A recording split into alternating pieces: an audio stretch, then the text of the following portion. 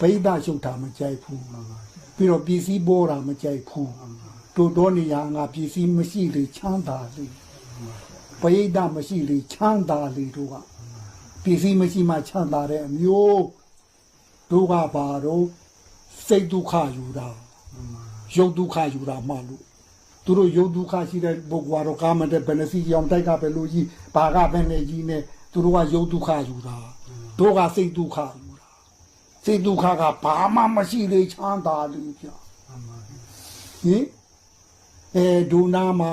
အစားတော့ကလေးတစ်ခုခြံထားခဲ့တို့လှူထားခဲ့စားဗျာကုန်မင်းတွေဟာတို့တော်ဝန်တာတယ်နေပဲနှစ်ပြင်ကငါစားဖို့မလို့တော့နှစ်ပြင်ကငါစားဖို့မလို့တော့ဟင်ကျောင်းမနေတော့ဘလောက်ကွာကုန်မင်းတွေဟာပြောဆုံးပဲနှစ်ပြင်ကစားဖို့မှမလို့တော့တာဟင်သူတို့တော့နှစ်ပြင်ကစားမဟုတ်တပတ်စာကစားကြိုးဘူးတလားစာအထိကိုကြိုးဘူးမှာတလားစာရှိတော့6လစာ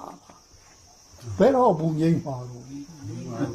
ရုပ်ဒုက္ခလိုက်နေဘယ်တော့မှငိမ့်ဘူးစိတ်ဒုက္ခလိုက်နေရင်မရှိလေချမ်းသာလေ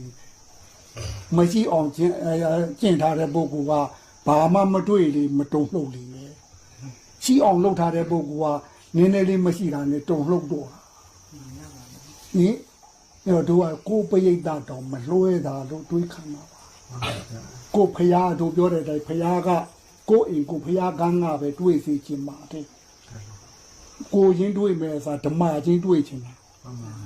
ဟင်ဓမ္မချင်းတွေးတော့အဲ့ဒါကကုလူဆက်ဆံနိဗ္ဗာန်တိဟိုအကျိုးပေးနိုင်ပါတယ်ကိုချင်းတွေးတာကခမည်းတော်ပြန်သွားဟိုကြပြီးတဲ့လွန်းမှာမတွေ့တာကတော့ဒီခဏလေးတွေ့ပြန်သွားဟိုကြပဲနဲ့တော့ပြောနေမှာမဟုတ်ဘူးလားဘယ်နဲ့တော့ကြောင်းမရမော့ကြည့်နေပြောတော့ပါဦးဗျာ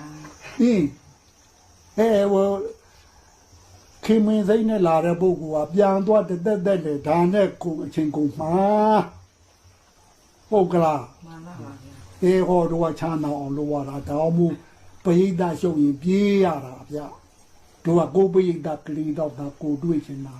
မှန်ပါပါဟင်းဒါလေးနဲ့တို့ကဟီဟီဟာဟာနဲ့ပြီးဟင်ကိုပြောချင်တာပြောလို့လိုက်သူတို့နားထောင်နေလေနားမထောင်နေလေဟုတ်ဗျာတို့ကဟိုလိုဟဲ့ကိုပိဒကလေးတော့ကူတာတွေ့ချင်တာပိဒရှုပ်တာမကြိုက်ဘူးပြီးတော့ပစ္စည်းပေါ်တာမကြိုက်ဘူးတို့တော်နေရငါပစ္စည်းမရှိလေချမ်းသာလေပိဒမရှိလေချမ်းသာလေတို့ကပစ္စည်းမရှိမှချမ်းသာတဲ့အမျိုး